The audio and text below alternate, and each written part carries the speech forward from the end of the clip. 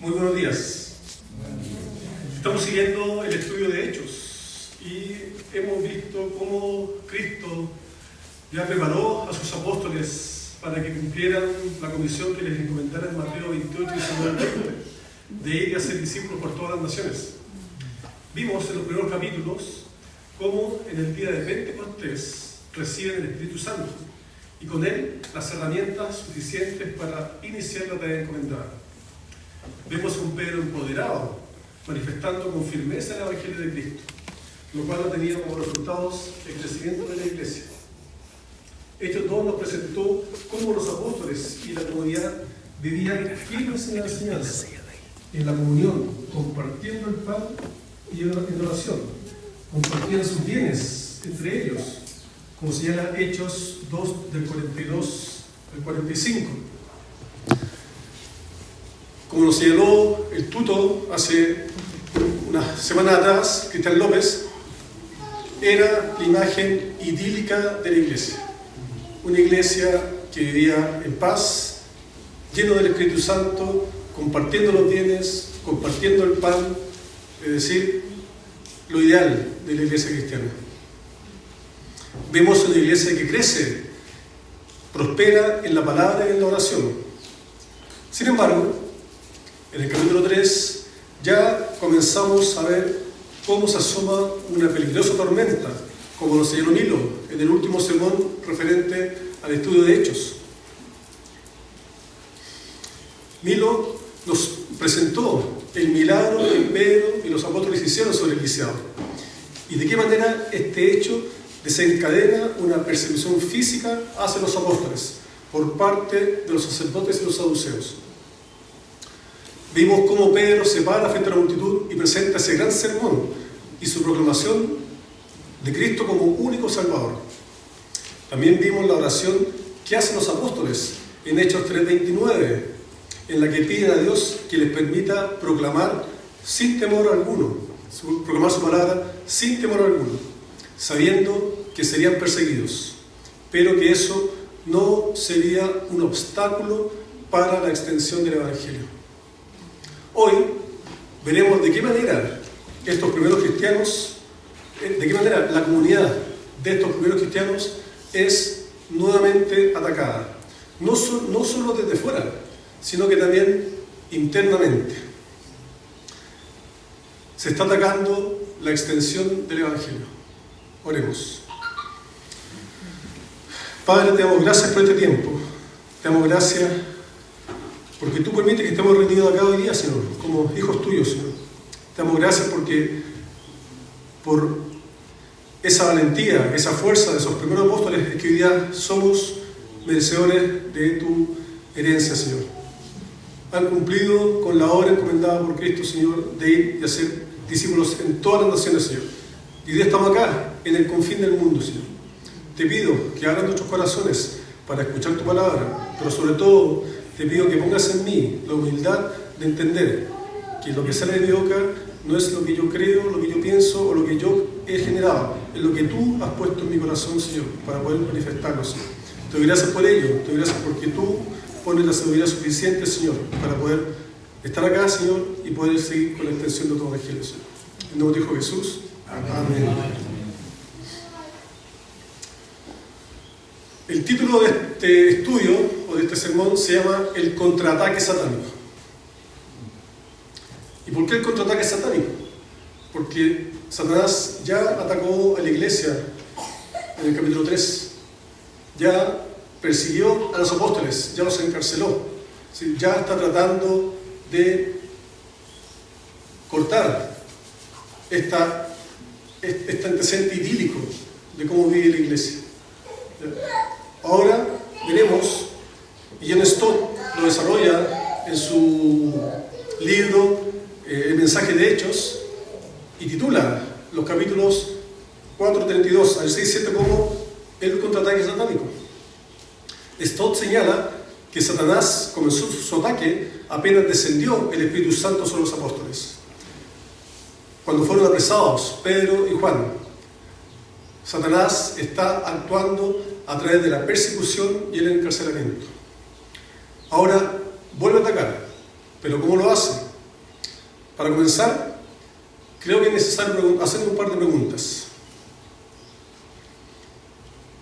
¿Crees tú realmente en el demonio? ¿Crees en el diablo, Lucifer, Satanás, Belcebú o como se le llame? ¿Estamos conscientes de la existencia del diablo en nuestras vidas? Como iglesia, ¿hablamos de la acción del diablo en medio nuestro? Jorge, te pido que... ¿Qué imágenes tienes del diablo?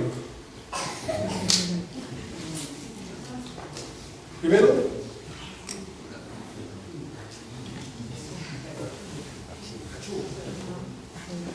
modo presentación. Primero,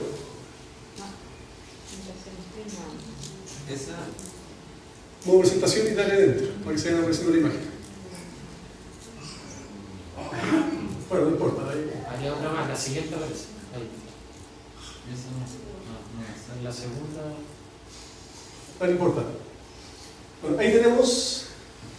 Esa es la imagen que se representaba en la Edad Media respecto al diablo. ¿Ya? Un animal con cachos que se paraba cerca de las iglesias o cerca de las doncellas, ¿ya? Según algunas tradiciones. ¿Ya? La segunda imagen es quizás una imagen mucho más tradicional, mucho más reconocida por nosotros. ¿Ya? Esta imagen del diablo rojo con fuego, del infierno, que surge principalmente de la literatura medieval. La primera imagen del diablo en una iglesia fue en el siglo XV,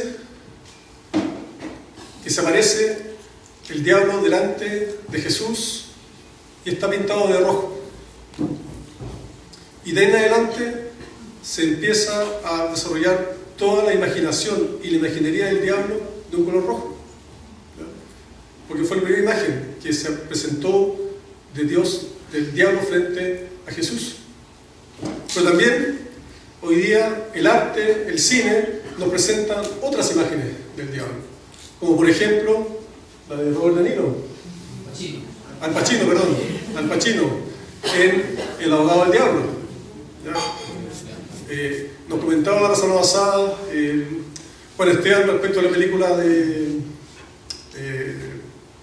Liam Neeson, como buscaba a su hija que fue secuestrada, ¿cierto?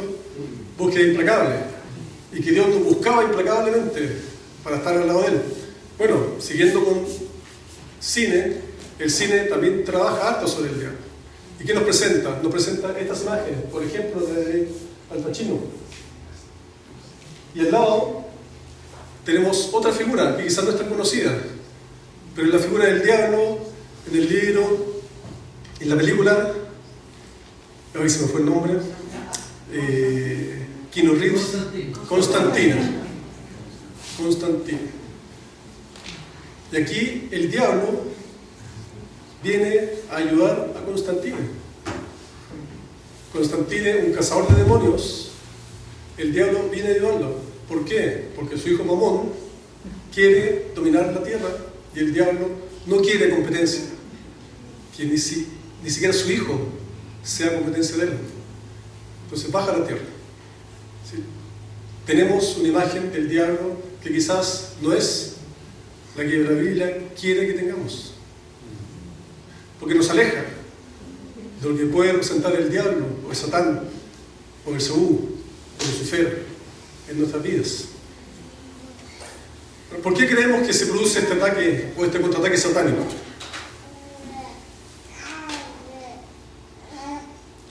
Como hemos leído, Hechos 4 del 32 al 37 nos presenta ese estado idílico en que se encuentra la iglesia, como nos dijo el tutor hace un tiempo atrás. Ahora nos vuelven a decir, la iglesia estaba en un solo sentir, no consideraban suyas las posesiones, compartían todo lo que tenían según sus necesidades, no había ningún necesitado en la comunidad. Los apóstoles seguían dando testimonio de Cristo. Es decir, la iglesia estaba fortalecida en el Espíritu.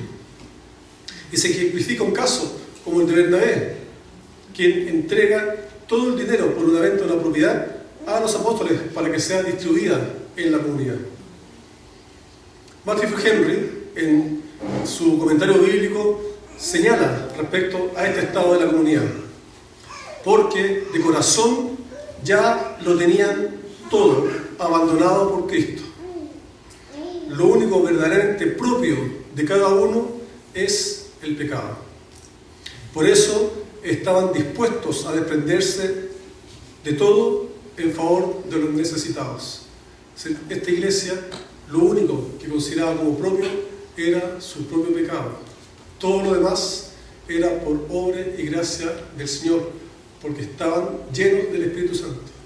Por lo tanto, entregaban todo a la comunidad. Esta iglesia idílica, esta iglesia que crece, que prospera, donde el Evangelio es presentado, donde están en oración permanente, compartían el pan, no es lo que el diablo quiere para nosotros. Por lo tanto, ¿qué tiene que hacer? Tiene que atacarla. Y ya la atacó por fuera. ¿Cómo? Apresando a Pedro y Juan, como lo vimos anteriormente. Por lo tanto, ¿qué hace ahora? Tiene que atacarla por dentro. Tiene que entrar en la comunidad para afectar el crecimiento de la iglesia. ¿Cómo se encuentra nuestro corazón respecto a nuestras posesiones? ¿Creemos que son nuestras porque me las he ganado, por lo tanto me apego a ellas? ¿O entiendo que es solo gracias a Dios que las poseo, por lo tanto estoy dispuesto a dar para los más necesitados de la comunidad? ¿O para la mantención de nuestra comunidad? ¿O para la extensión del Evangelio en nuestra comunidad? ¿Estoy dispuesto a creer y pensar que lo único que es mío es mi pecado y todo lo demás no me pertenece, por lo tanto debo entregarlo a la comunidad de acuerdo a las necesidades? ¿Qué podemos aprender como iglesia respecto a este relato en Lucas? Por ejemplo, ¿estamos siendo proactivos con nuestros aportes a la brecha? ¿O se nos tiene que estar recordando permanentemente la ayuda a los necesitados de la iglesia? ¿Surge espontáneamente la ayuda para el necesitado? ¿O nos llega un correo del Milo, de César, de la Pau, diciendo: estamos a fin de mes, llevamos una semana, recuerden sus aportes? ¿Dónde está nuestro corazón en ese momento? Es en este contexto una iglesia que está fortalecida y llena del Espíritu Santo en que Satanás comienza su contraataque. Primero de manera interna, usando a sus miembros. ¿Crees en el diablo? ¿Cómo crees que trabaja? C.S. Lewis escribe un libro llamado Las cartas del diablo a su sobrino.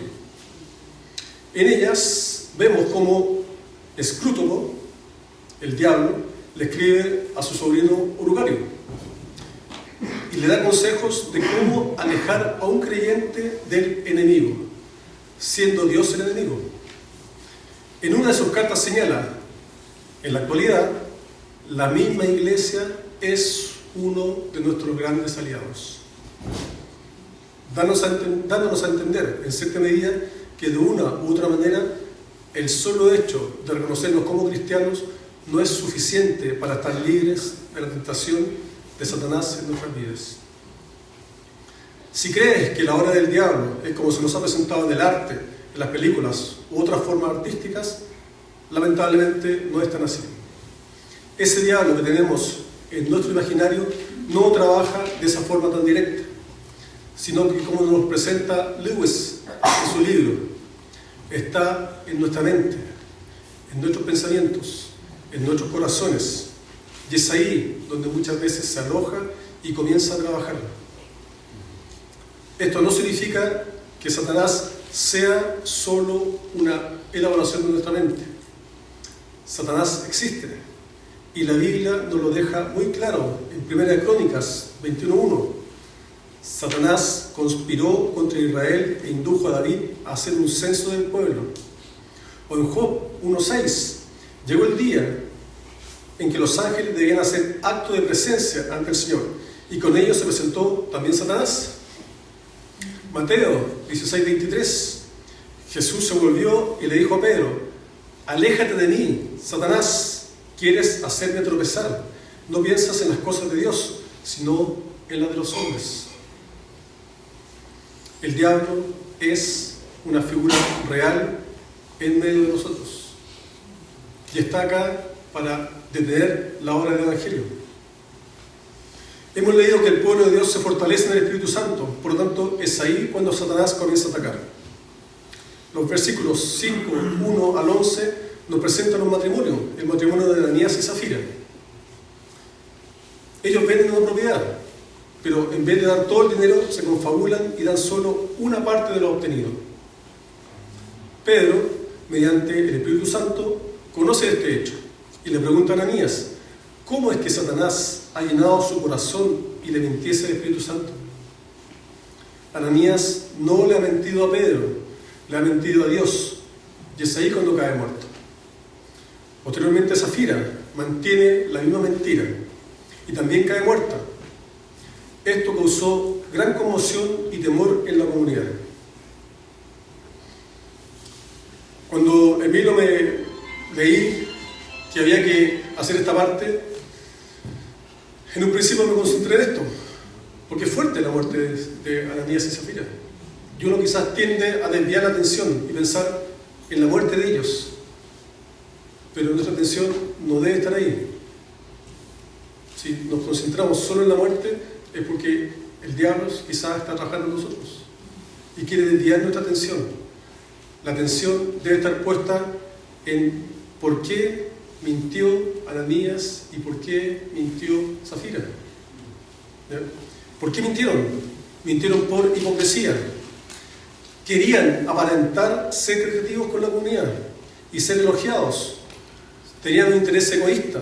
No les interesaban los necesitados de la comunidad, sino que ellos mismos. Ahí debe estar centrada nuestra atención. Más que en la muerte. Busqué muchos autores tratando de explicar la muerte de ellos, pero no hay más explicaciones. Todos los autores concentran su atención en que Dios trabajó sobre la comunidad inmediatamente, evitando que se extendiese esta mala costumbre o esta mala acción de mentirle al Señor, mentirle al Espíritu Santo.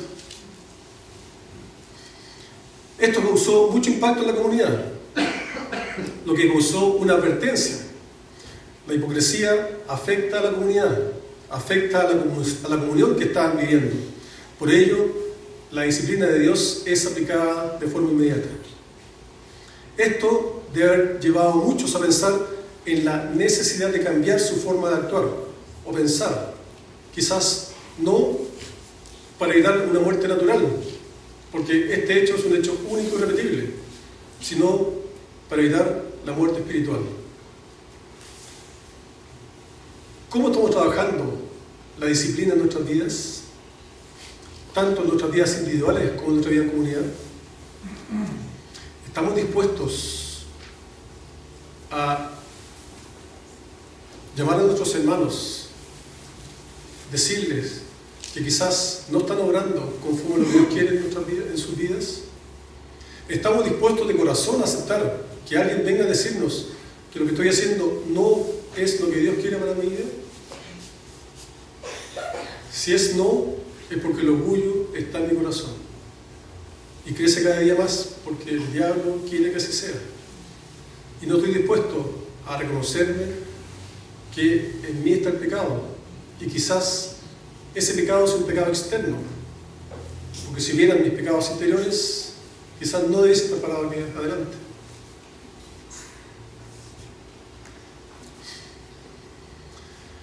Este primer ataque a la comunidad nos debe dejar algunas enseñanzas. Primero, la iglesia no es una comunidad perfecta.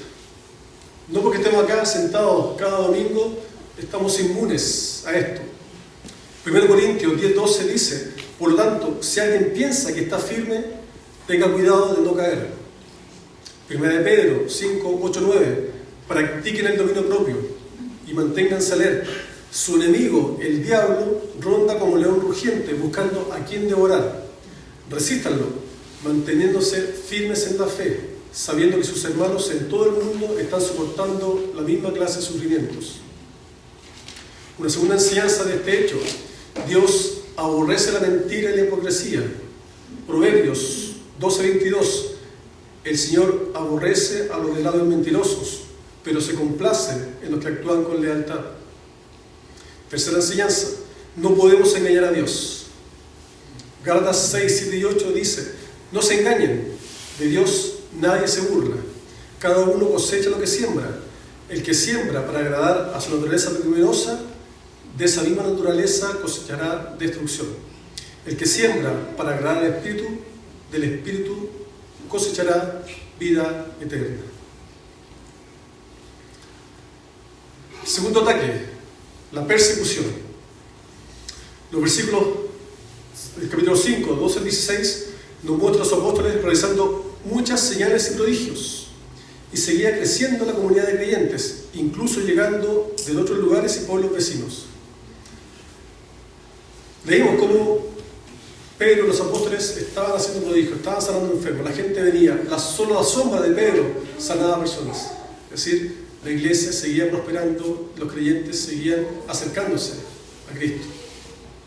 Sin embargo, esto provoca la envidia del Sanedrín y los saduceos, como leemos en 5, 17 y 18, lo que lleva al segundo ataque, que es un ataque físico externo, el arresto de los apóstoles. El Sanedrín reunido los arrestan y son liberados por un ángel, quien les señala que vayan al templo y sigan comunicando el mensaje de vida. El Sanedrín está reunido, se entera de que no están encarcelados, sino en el templo proclamando la verdad del Evangelio, y los vuelven a hallar ante ellos. Y como dice la palabra, sin violencia, porque el pueblo ya estaba siguiéndolos y podían atacarlos. Esta vez se les prohíbe tajantemente enseñar en el nombre de Jesús. Están temerosos de que la verdad se anteponga a su mentira. Ante esta situación, Pedro y los demás apóstoles les señalan que deben obedecer a Dios por sobre los hombres, presentando a Cristo en primer lugar. No se están defendiendo a ellos mismos. Lo que están haciendo es preocuparse de presentar a Cristo ante todo. Esto hizo enfurecer aún más a los sacerdotes y querían terminar con ellos de manera inmediata. Sin embargo, Gamaliel, un maestro fariseo, los exhorta a dejarlos libres y de que si es de los hombres lo que están haciendo, esto fracasará. Pero si es de Dios, nada podrá detenerlos. Como no querían quedar así de picados, los soltaron, pero antes los azotaron. ¿Pero qué significó eso? Que los apóstoles salen del consejo fortalecidos, salen llenos de gozo por haber sido considerados dignos de sufrir afrentas por la causa de Cristo. Están gozosos de saber que sus oraciones están siendo escuchadas. Si recordamos los capítulos anteriores, los apóstoles oran para que Dios les dé la fortaleza de predicar sin temor. Y lo hacen sin temor a la persecución. Después oran para que, a pesar de la persecución, sigan siendo fortalecidos en la fe. Sus oraciones están siendo escuchadas. No dejaban de enseñar y anunciar las buenas nuevas, a pesar de los sufrimientos y persecuciones que estaban sufriendo. Nuevamente vemos el primer ataque, el ataque interior, ataque a la hipocresía. Después de eso, la iglesia sigue fortaleciéndose. Segundo ataque, ataque a los apóstoles externos, persecución del encarcelamiento. Son liberados, la iglesia sigue creciendo y sigue prosperando. ¿Sí? No está dando resultado la obra del diablo. Y aquí tenemos que ver dos aspectos que quizás nos pueden llamar la atención: la obediencia civil y la obediencia a Dios. Cuando Sanedrín le dice a los apóstoles que no sigan predicando, Pedro les dice que ellos deben ser obedientes a la palabra de Dios. Esto no llama a desobedecer a la autoridad civil, sino que si esta autoridad atenta contra la palabra de Dios, debo permanecer fiel y firme en la palabra de Dios, aunque eso nos traiga consecuencias. Y segundo, la persecución a la iglesia. Satanás desde siempre ha perseguido a la iglesia. Y hoy, y lo vimos en el video, hoy se materializa en que más de 360 millones de cristianos están siendo perseguidos a nivel mundial. Afganistán, Corea del Norte, Somalia, Libia encabezan los países donde hay mayor persecución. Pero también se está viendo en México, un país católico, fuertemente católico, también se está viendo en persecución. También se está viendo en Venezuela, un país también de origen católico, también se está viendo en persecución. Algunos países europeos, es decir, Satanás está trabajando para evitar la extensión del Evangelio. ¿A qué nos llama esto? El relato de Hechos nos llama a seguir y anunciar a Cristo, aun si esto afecta nuestros trabajos, nuestra familia, y debemos dar gracias a Dios por vivir en un país o una nación que aún puede proclamar sin persecuciones. Y eso es una gran ventaja. Poder reunirnos acá, orar por ello, es un privilegio que en otras naciones hoy día no tienen. Y el tercer ataque, la distracción de los apóstoles. Hechos 6, 1 al 7 nos presenta un problema interno de la iglesia, entre dos grupos, los de habla griega contra los de habla aramea. El conflicto era que los de habla griega se quejaban de que sus viudas eran desatendidas en la distribución de los alimentos. Satanás está tratando de distraer a los apóstoles con temas que no son necesariamente su prioridad, como es la extensión de la palabra y el Evangelio. No está bien que nosotros descuidemos el ministerio de la palabra de Dios para servir las mesas, señalan ellos. El problema mayor quizás no era la distribución de los alimentos. El problema era que eso los distraía de lo que se les había encargado, la predicación y la enseñanza. Acá no se dice que ellos no deben hacer eso. Lo que se presenta es que su rol es predicar y extender el Evangelio. Eso fue lo que Cristo les mandó. ¿Cuál es la solución? La solución que plantean los apóstoles es escoger de entre los miembros de la comunidad a 7 personas, los cuales son aceptados, son elegidos para poder asumir esta responsabilidad. ¿Cuál es la consecuencia de esto? Finaliza el capítulo 7, es el versículo 7, con las siguientes palabras: y la palabra de Dios se difundía, el número de los discípulos aumentaba considerablemente en Jerusalén, e incluso muchos de los sacerdotes obedecían a la fe. A pesar de que el diablo quería afectar a los apóstoles con murmullos, quejas, palabras interiores dentro de la iglesia, quejándose por un tema administrativo, ellos deciden entregarle la administración a un grupo de personas dentro de la iglesia. Y esto permitió que se siguiera presentando el Evangelio y siguiera creciendo. Nuevamente el plan de Satanás fracasó. Satanás está descuidando o distrayendo a la iglesia y a los apóstoles con temas administrativos, pero también con rumores, con murmuraciones dentro de la iglesia. Stott nos señala que todos los miembros de la iglesia pueden y deben participar de ella. Algunos se dedicarán al ministerio y a la enseñanza, como son los pastores y otras personas designadas, pero los demás debemos participar de los otros ministerios y actividades que manda la iglesia. ¿De qué manera hoy Satanás puede estar afectándonos como comunidad con estos temas? ¿Estamos preocupados de apoyar la labor de nuestra iglesia participando en diversas actividades? ¿O creemos que el pastor es el responsable de todo? ¿Hay otras preocupaciones hoy día que nos podrían alejar de la palabra?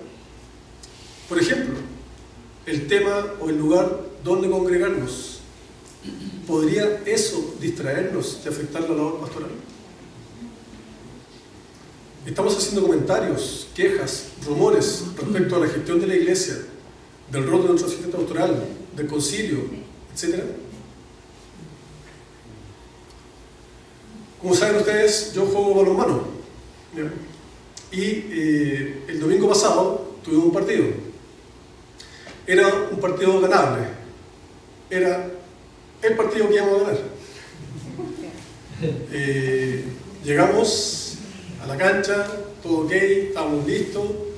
Nuestra polera es una polera que está prestada, es una polera celeste. El equipo contrario, el local, tenía polera celeste. ¿Quién manda?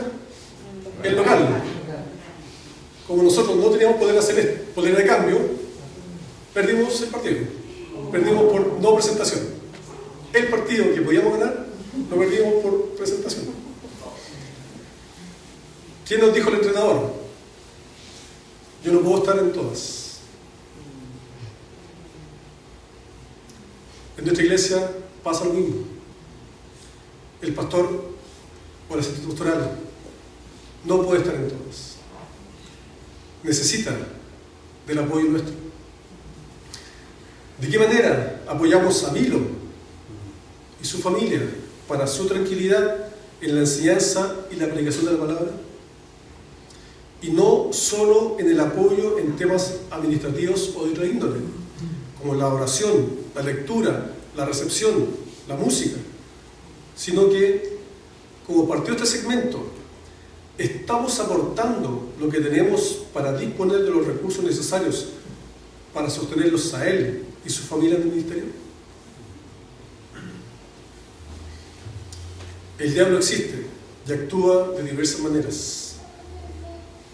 Sin embargo, como lo hemos leído, el diablo fue derrotado. Cristo ya lo derrotó en la cruz. El diablo ya fue derrotado.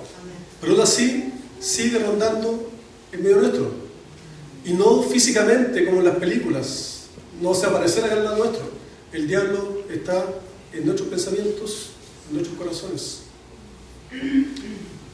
La iglesia no permitió que la hipocresía de Ananías y Zafira se extendiera. El juicio de Dios cayó sobre ellos.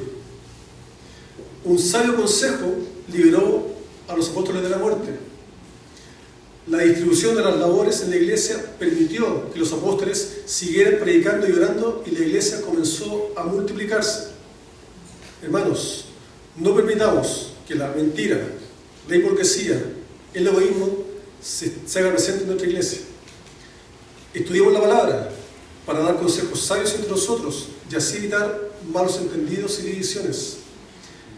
Y finalmente, evitemos las quejas y comprometámonos con nuestra iglesia, tanto en las labores necesarias para su buen funcionamiento como para el sostén económico de ella. El miércoles que discutíamos este tema, conversamos, pero ¿por qué pasan estas cosas? Y aquí voy a tomar unas palabras de Melanie, que conversábamos ese día miércoles. Para evitar que el diablo se entrometa en nuestra vida, solo Cristo es suficiente. Nada más. Ni nuestros bienes, ni nuestras posesiones, nada. Solo Cristo es suficiente. Con Cristo en nuestro corazón derrotamos a Satanás. 4:32, Hechos 4:32. Todos los creyentes eran de un solo sentir y pensar. Nadie consideraba suya ninguna de sus posiciones, sino que las compartían. Oremos. Gracias, Señor. Gracias por este tiempo que tú permites que podamos conocer tu palabra, Señor. Pero sobre todo, pon en nuestros corazones sabiduría, Señor. Sabiduría, humildad, misericordia, para poder comprender lo que tú nos dices, Señor. Y poder ser esa iglesia que aprende, que ama, que rectifica. Amén.